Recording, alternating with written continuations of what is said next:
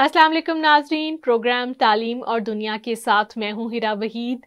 RH नल दुनिया का नायाब तरीन खून का ग्रुप है जिसे गोल्डन ब्लड भी कहा जाता है। गुज़िश्ता 50 बरस में अब तक ये सिर्फ 43 अफराद में ही दरियाफ्त हुआ है।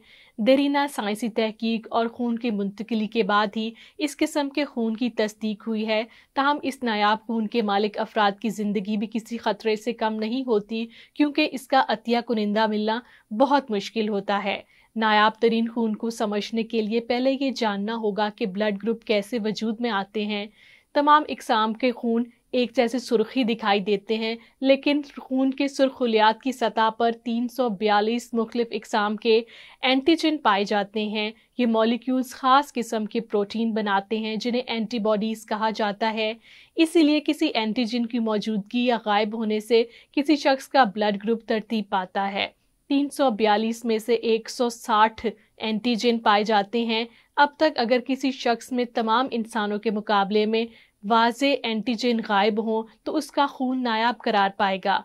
दूसरी जानिब किसी शख्स में 99.99% एंटीजन ना हो तो उसका खून नायाब तरीन ब्लड ग्रुप में शुमार होगा। ताहम 1-2 एंटीजन कम होने से कोई ख़ास फ़र्क नहीं पड़ता। अब तक दुनिया में ऐसे 43 अफराद ही दरियाफ्त हुए हैं जिनका ब्लड ग्रुप गोल्डन ब्लड कहलाता है। एक जानिब तो ये मुट्ठी भर लोगों में खून का गिरोह है, लेकिन दूसरी जानिब साइंसी तहकीक के लिए भी बहुत अहमियत रखता है, क्योंकि इसका मुतालिया खून के पेचीदा निज़ाम को समझने में मदद देता है।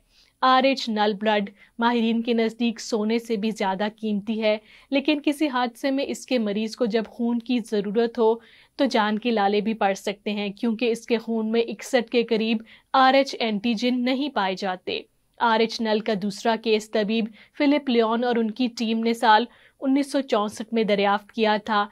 जैसे जैसे वक्त गुजरता गया, दुनिया भर में चंद दीगर केसेस का पता चला। ज़्यादातर रूटीन RH फिनोटाइपिंग खून की मुंतकिली की तैयारी और बास की तहकीकात के दौरान पता चला खून के RH नल या RH की कमी के दुनिया भर में बहुत कम केसेस हैं, 50 से भी कम, जो मुख्तलिफ ममालिक में पाए गए हैं, जैसा कि जापान में 1987 में रिपोर्ट किया गया, स्पेन में 1992 में रिपोर्ट किया गया, ब्राज़ील में 2015 में रिपोर्ट किया गया, ईरान में 2018 में रिपोर्ट किया गया, कोलंबिया में 2021 में रिपोर्ट किया गया और चीन में साल 2022 में रिपोर्ट किया गया। कुछ मामलात में RH नल खून ख़ानदानों में चलता है, जो इसके जीनियाती जुज़ की वजह से समझ में आता है। कुछ शवाहिद ये बताते हैं और ये भी मौजूद हैं कि मुतज़ाद शादियाँ उन अफराद के दरमियान शादियाँ जो दूसरे कज़न या करीबी हैं, जीन की तब्दीली के इम्कानात को बढ़ा सकते हैं, जो RH नल खून का सबब बनता है।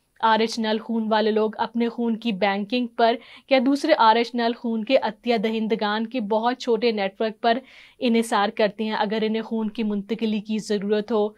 चूँकि RH नल खून के अतिया दहिंदगान में बहुत ज़्यादा नहीं है, पूरी दुनिया में तकरीबन 9 और RH नल खून वाले अफराद को खून की कमी और दीगर खून की खराबी का ख़तरा ज़्यादा होता है, इसलिए उनके लिए अपना खून अतिया करना गैर महफूज है। ब्लड बैंकों में RH नल खून बहुत कम होता है और ये ना सिर्फ उस वक्त इस्तेमाल होता है जब RH नल वाले लोगों को खून के इंतकाल की ज़रूरत होती है, बल्कि उस वक्त भी जब किसी को इंतकाल की ज़रूरत होती है। मखसूस RH एंटीजेंस या खून की इकसाम के खिलाफ एंटीबॉडीज़ होती हैं। इन सूरतों में मुंतकिली के रद्द अमल से बचने के लिए RH नल खून की मुंतकिली एक महफूज और मौसर ऑप्शन हो सकती है। आज तक RH नल खून हेमाटोलॉजी के शोबे में मुतालिक का एक अहम शोबा बना हुआ है और खून के अतिया की अहमियत और खून की मुताबिकत पजीर इकसाम की तलाश को उजागर करता है। तालीम और दुनिया से मुझे दीजिए इजाज़त। अल्लाह हाफिज़।